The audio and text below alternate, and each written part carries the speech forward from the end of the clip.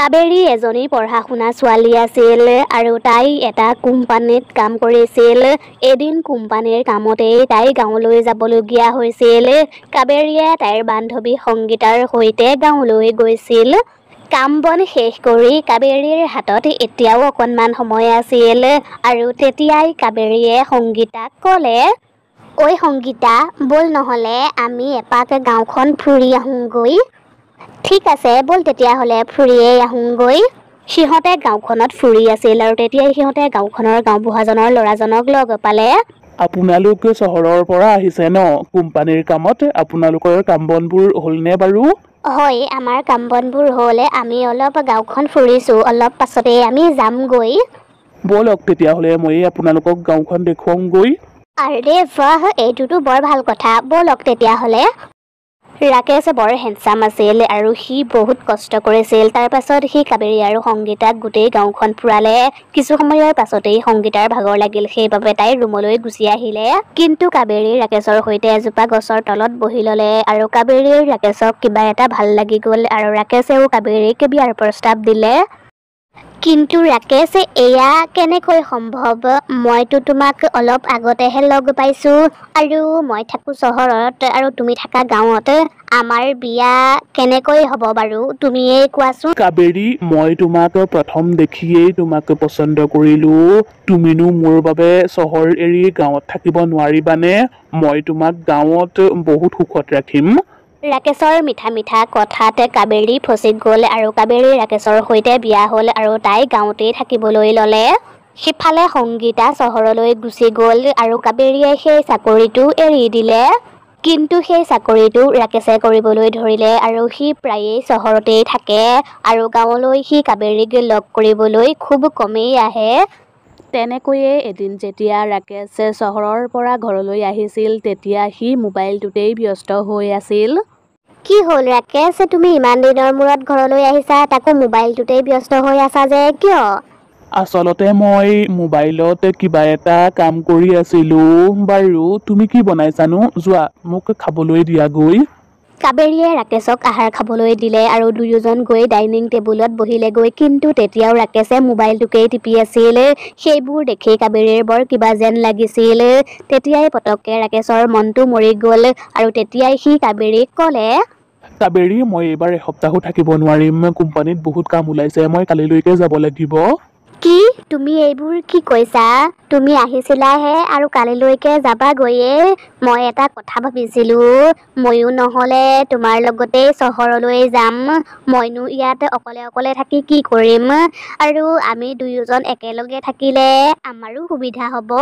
কাবেৰী, তুমি এইবোৰ কি কথা কৈ আছা? তুমি জানানে বাৰু দুটা মানুহ চহৰত থাকিলে কিমান খৰচ হ'ব? বাৰু সেইবোৰ কথা আমি পাছে পৰেও ভাবিম, কিন্তু কালিলৈ মই যাব লাগিব। ৰাকেশৰ কথা শুনি কাবেৰীৰ বহুত খং উঠিল আৰু তাই ডাইনিং টেবুলৰ পৰা উঠি ৰুমলৈ গুচি গ'ল আৰু তেতিয়াই তাই সেই কোম্পানীটোৰ মেনেজাৰজনলৈ ফোন কৰিলে আৰু সেই মেনেজাৰজন তাইৰ বৰ ভাল বন্ধুও আছিল। কাবেৰী, তই ইমান দিনৰ মূৰত ফোন মাৰিলি, যেতিয়াৰ পৰাই এই কাম এৰিলি তেতিয়াৰ পৰাই তোৰ লগত কথা পতা হোৱাই নাই। বাৰু তই মোক এটা কথা কচোন, কোম্পানীত কাম বেছিকৈ ওলাইছে নেকি বাৰু? আৰু আমাৰ এওঁৰ ছুটী কেঞ্চেল কৰিছে নেকি? আচলতে আমাৰ এওঁ এসপ্তাহৰ ছুটী লৈ ঘৰলৈ আহিছিল আৰু কালিলৈকে চহৰলৈ উভতি যোৱাৰ কথা কৈছে। সেইবাবেহে আচলতে মই তোক কথাটো সুধিলোঁ। নাই নাই কাবেৰী, তেনেকুৱা একো কথা নাই। তেওঁ ছুটী লৈ গৈছে যেতিয়া আমি তেওঁৰ ছুটীটো কিয় কেঞ্চেল কৰিম বাৰু, তইয়ে কচোন। কথাটো শুনাৰ লগে লগেই কাবেৰীৰ মনটো বহুত বেয়া লাগিল আৰু লগে লগেই তাই ফোনটো কাটি থৈ দিলে আৰু তেতিয়াই ৰুমলৈ ৰাকেশ আহিল। কাবেৰী, তুমি মনটো কিয় বেয়া কৰি আছা? হ'ব বাৰু দিয়া, মোৰ যেতিয়া দৰমহা বাঢ়িব মই বাৰু তেতিয়া তোমাক চহৰলৈ লৈ যাম। মোৰ বৰ টোপনি আহিছে, মই শুমগৈ। যোৱা, তুমি বাচন বৰ্তনবোৰ ধুই লোৱাগৈ, তাৰ পাছত তুমিও আহি শুই থাকিবাহি। কাবেৰী চুপচাপ ৰুমৰ পৰা ওলাই আহিলে আৰু তেতিয়াই তাই ডাইনিং টেবুলতে ৰাকেশৰ ফোনটো দেখিলে আৰু ফোনটোত বাৰে বাৰে কাৰোবাৰ মেছেজ আহি আছিল।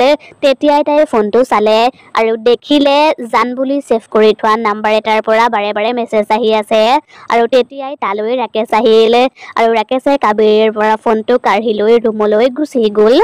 তাৰ পাছত পিছদিনা ৰাতিপুৱাই ৰাকেশ চহৰলৈ গুচি গ'ল আৰু কাবেৰীয়েও সিদ্ধান্ত ল'লে তাই সেই কথাবোৰ জানিহে এৰিব।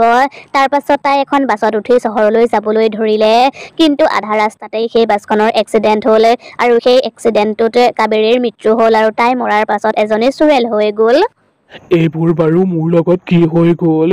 মই এতিয়া কি কৰো, কলৈ যাওঁ? এইবোৰ ৰাকেশৰ কাৰণেই হ'ল। নাই, মই এই কথাবোৰৰ সন্ধান উলিয়াবই লাগিব। তাৰ পাছত চুৰেলজনী চহৰলৈ গ'ল আৰু তাই সেই ৰুমটোলৈ গ'ল যিটো ৰুমত ৰাকেশ থাকে, আৰু সেই ৰুমটোৰ দৃশ্য দেখি তাই থতমত খাই গ'ল। কাৰণ সেই ৰুমটোত ৰাকেশৰ সৈতে অন্য কোনো নাছিল, কাবেৰীৰ বান্ধৱী সংগীতা আছিল। সংগীতা, তুমি জানানে বাৰু এইবাৰ মই গাঁৱলৈ গৈ বৰ অশান্তি পালো। ৰাকেশ, তুমি নহ'লে এটা কাম নকৰা কিয়? তুমি সেই কাবেৰীজনীক এৰি নিদিয়া কিয়? তাইক সেই গাঁওখনত অকলেই থাকিবলৈ দিয়া আৰু আমি দুয়োজন ইয়াতেই থাকিম। ৰবা, অতি সোনকালেই তেনেকুৱায়ে কিবা এটা কৰিব লাগিব। তাইক বিয়া পতাৰ এটাই উদ্দেশ্য আছিল, তাইৰ চাকৰিটো, সেয়াতো মই পালোৱেই। এতিয়ানো মই তাইৰ সৈতে থাকি কি কৰিম? ৰাকেশৰ কথাখিনি শুনি চুৰেলজনীৰ বহুত খং উঠিল আৰু তাই ৰ'বই নোৱাৰিলে। চুৰেলজনী সিহঁতৰ সন্মুখলৈ গ'ল আৰু সিহঁত দুয়োটাৰে ডিঙিত ধৰি ল'লে। বিশ্বাসঘাতক, তহঁতে মোৰ লগত বিশ্বাসঘাতকতা কৰিলি। যাক মই নিজতকৈও বেছি ভাল পাইছিলো, সিহঁতেই মোৰ লগত এনেকুৱা কৰিলে। মই আজি তহঁতৰ কাৰণেই মৰিবলগীয়া হ'ল। এতিয়া তহঁতে চাই থাক, মই তহঁতক এনেকুৱা এটা শিক্ষা দিম, গোটেই জীৱনটো তহঁতৰ মনত থাকি যাব। সেইখিনি কৈ চুৰেলজনীয়ে তাইৰ যাদুৰ শক্তিৰে সিহঁত দুয়োটাকে বহুত সৰু কৰি পেলালে আৰু সিহঁত দুয়োটাকে এটা বটলৰ ভিতৰত ভৰাই থলে। তহঁত দুয়োটা একেলগে থাকিম বুলি শপত খাইছিলি নহয়, সেইবাবে মই তহঁতৰ সুবিধা কৰি দিছো। তহঁত দুয়োটা এতিয়া গোটেই জীৱনটো এই বটলটোৰ ভিতৰতেই সোমাই থাকিবি। তহঁতক কোনেও বচাবও নোৱাৰে, কাৰণ কিয় জান? এই বটলটো মই ক'ত থম কোনেও একো গমেই নাপাব। মোৰ মৰমৰ বান্ধৱী কাবেৰী, তই মোক একো নকৰিবি, মোক এৰি দে। এই সকলোবোৰ দুখ এই মানুহজনৰ। এই মানুহজনে মোক মিছা আশা দেখুৱালে আৰু তোৰ লগতো বিশ্বাসঘাতকতা কৰিলে আৰু মোৰ লগতো বিশ্বাসঘাতকতা কৰিলে। মোৰ ফুলকমলীয়া বান্ধৱীজনীয়ে একোৱেই নাজানে। তহঁত দুয়োটায়ে মোৰ লগত বিশ্বাসঘাতকতা কৰিলি, গতিকে মই তহঁতৰ পৰা প্ৰতিশোধ নোলোৱালৈকে মোৰ আত্মায়ে শান্তি নাপায়। চুৰেলজনীৰ কথা শুনি সিহঁতে কান্দিবলৈ ধৰিলে আৰু চুৰেলজনীয়ে হাঁহিবলৈ ধৰিলে। তেতিয়াই সেইফালেদি এজন পুলিচ গৈ আছিল আৰু পুলিচজনে চুৰেলজনীৰ হাঁহিৰ শব্দ শুনি খিৰিকীয়েদি ভিতৰলৈ চালে আৰু তেতিয়াই পুলিচজনে সকলোবোৰ দেখিলে। এইজনী দেখোন চুৰেল, আৰু চুৰেলজনীয়ে সিহঁতক মাৰিবলৈ ওলাইছে। নাই, মই সিহঁতক বচাব লাগিব। সেইখিনি কৈ পুলিচজন খিৰিকীয়েদি ভিতৰলৈ সোমাই আহিলে আৰু চুৰেলজনীয়ে পুলিচজনক দেখি থতমত খাই গ'ল আৰু তেতিয়াই তাইৰ হাতৰ পৰা পতককে বটলটো মাটিত পৰি ভাগি থাকিল আৰু তেতিয়াই সিহঁত দুয়োটা চুৰেলৰ যাদুৰ পৰা মুক্ত হৈ গ'ল। ভালে কৈছো আপোনাক, আপুনি ইয়াৰ পৰা গুচি যাওক। আপুনি আমাৰ মাজত নোসোমাব। আপুনি ইয়াৰ পৰা গুচি যাওকগৈ। মই ইয়াৰ পৰা ক'তো নাযাওঁ। মই থাকোতে মই ইহঁতক মৰিবলৈ নিদিওঁ। আপুনি জানেনে বাৰু আপুনি কাক বচাবলৈ আহিছে? ইহঁত দুয়োটাৰ কাৰণেই আজি মই মৰিবলগীয়া হ'ল। ইহঁত দুয়োটায়ে মোৰ লগত বিশ্বাসঘাতকতা কৰিলে আৰু আপুনি সিহঁতকেই বচাবলৈ আহিছে। ইহঁতক মাৰিলেহে মোৰ আত্মায়ে শান্তি পাব। কি? তই বাৰু সঁচাকৈয়ে কৈছনে কথাবোৰ? মোৰ কিন্তু কথাবোৰ বিশ্বাস হোৱা নাই। ছাৰ, আমাক বচাওক, নহ'লে এই চুৰেলজনীয়ে আমাক মাৰি পেলাব। তাৰ পাছত চুৰেলজনীয়ে সংগীতা আৰু ৰাকেশক মাৰি পেলালে। সিহঁত দুয়োটাক মৰাৰ পাছতেই চুৰেলজনীৰ আত্মাটোৱে শান্তি পালে আৰু তাৰ পাছত চুৰেলজনী চিৰদিনৰ বাবে তাৰ পৰা গুচি গ'ল।